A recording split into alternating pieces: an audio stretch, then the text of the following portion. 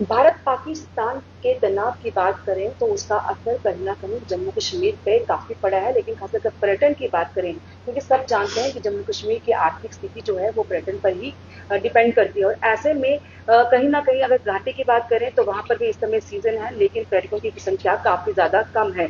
और अगर जम्मू की बात करें तो श्री माता वैष्णो देवी के दर्शनों के लिए जहाँ पर बड़ी संख्या में श्रद्धालु आ रहे थे, उसमें भी कमी देखने को मिली है और अभी समर वेकेशन भी शुरू होने वाली है।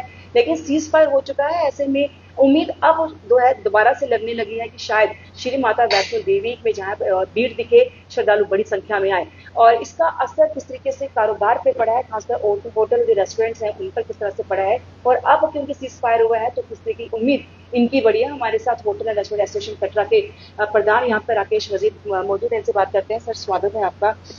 जय माता। सर, जिस तरीके से भारत पाकिस्तान के बीच में तनाव हुआ, क्योंकि हम देख रहे थे लाखों की संख्या में श्री माता वैष्णो देवी में यहाँ पर श्रद्धालु आ रहे थे, तो उसका असर कहीं ना कहीं पड़ा है श्रद्धालुओं पर। साफ तस्वीरें भी नजर आ रही है कि भीड़ कम है, लेकिन अब क्योंकि चीज फायर हो चुका है, किस तरह की उम्मीद अब आप लोग कर रहे हैं?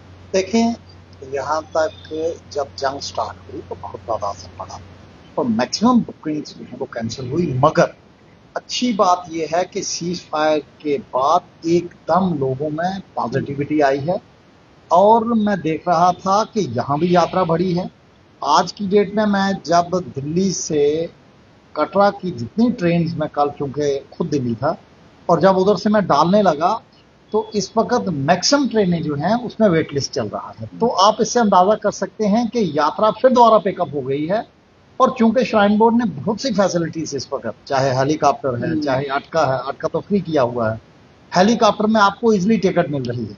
तो मैं समझता हूं कि इस मौके को लोगों को अवेल करना चाहिए और ये एक बहुत अच्छा मौका है जब आपके अच्छे दर्शन होंगे, हेलीकॉप्टर की टिकट मिल जाएगी, अटका फ्री है, बाकी सारी फैसिलिटीज आपको मिल रही हैं। तो मैं समझता हूं कि एक अच्छा इसमें लोगों को अवेल करना चाहिए और है भी।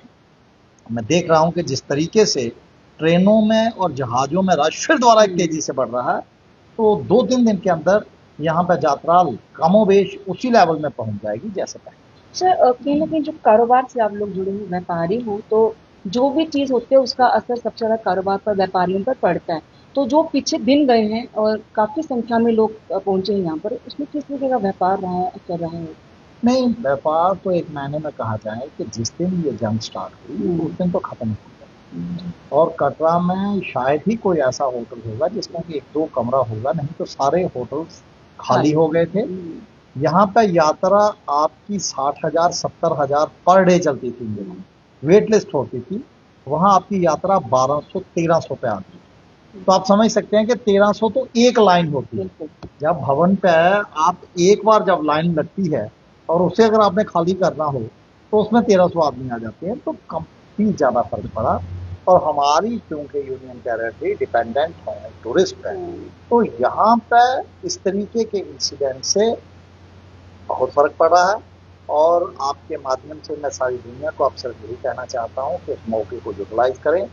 और ये भी एक अच्छी बात है कि दोनों कंट्रीज को सेंस प्रवेल करते हुए सीज फायर किया है, जो एक वेलकम स्टेप है और हम इसको स्वागत करते हैं। सर, अब ट्रेन कटरा से जो है उसका बड़ा इंतजार है, हालांकि होना था लेकिन हुआ नहीं। ट्रेन का क्या असर देख रहे हैं, क्या तस्वीर देख रहे हैं कटरा की उस समय, क्योंकि जो पर्यटक हैं वो तो आएंगे ही, अब जो आम लोग हैं वो भी ट्रेन के लिए यहाँ पे सफर करेंगे, वो तस्वीर कैसे, व्यापार के लिहाज से कैसे देख रहे हैं? मुझे लगता है कि आप श्रीनगर की बात कर रहे हाँ, हैं। जो कटरा से हाँ, बिल्कुल। देखिए, श्रीनगर तक ट्रेन जो है अभी तक स्टार्ट भी हो गई थी। जब प्राइम मिनिस्टर साहब ने जिस दिन आना था, वेदर फोरकास्ट जो वो हो गया कि, और हुआ भी, वो सारा टेंट वेंट भी हो गया, तो इस वजह से उसे कैंसिल कर दिया। मगर अब सुनने में ये आ रहा है कि कुछ ही दिनों में इसे फिर दोबारा जो है इसे स्टार्ट किया जाएगा। और कल आपने देखा ही कि हमारी सिक्योरिटी फोर्सेस, आर्मी की एक पूरी की पूरी गाड़ी जो है भर के वो गई है, जिसमें पूरे आर्मी वाले गए हैं। हम लोग बाहें फैलाए हुए इस ट्रेन का इंतजार करते हैं, हर एक आदमी को इसका इंतजार, क्योंकि यहां से लेकर आपके मैदानी इलाकों में तो ट्रेन एक माध्यम है। हमारे यहाँ बहुत बड़ी नेसेसिटी है, जिस सफर के लिए आपको 7 से 8 घंटे लगते हैं, मैं खुद अपनी गाड़ी पे गया तो मुझे 8.5 घंटे लगे। वो कटरा से आप श्रीनगर 3 घंटों में पहुंचेंगे। व्यापार पर क्या असर पड़ेगा? व्यापार पॉजिटिव होगा और मैं समझता हूं कि कटरा और उसके गर्दोनवा आगे पीछे जितने भी एरियाज, क्योंकि कश्मीर और हमारा कटरा और ये सारा रीजन जुड़ा हुआ है। उधर रश होता है तो हमारे यहाँ भी रश होता है, हमारे यहाँ रश होता है तो उधर रश होता है, क्योंकि जो लोग यहाँ आते हैं वहां पे भी जाते हैं। और जब ये मीडियम अब बहुत अच्छा हो गया, ट्रेन चूंकि स्टार्ट होने जा रही है, तो एक वंदे भारत में लोग एयर कंडीशन में बैठे बैठे 3 घंटे में तो आप अगर दिल्ली से अगर आपको रोहिणी आना हो तो 1.5 घंटा लग जाता है। तो अगर आप समझ सकते हैं कि आप 3 घंटे में कटरा से अगर श्रीनगर पहुंच रहे हैं, तो इससे बेहतर कुछ हो ही नहीं सकता। मैं समझता हूं कि इससे व्यापार तो कितने टाइम्स बढ़ेगा इसका कोई अंदाजा ही नहीं कर सकता। बस हमारी सिर्फ अब प्राइम मिनिस्टर साहब से आपके माध्यम से गुजारिश है कि इसको जल्दी जल्दी स्टार्ट करें, यही हम। तो ये राकेश वही है जिन्होंने कहा कि फिलहाल सीज फायर जो है वो सीमाओं पर हुआ है और अब धीरे धीरे जो है वो कटरा में जो रौनक लौटने लगी है और उम्मीद है कि जल्द ही बड़ी संख्या में श्रद्धालु इस ओर का रुख करेंगे।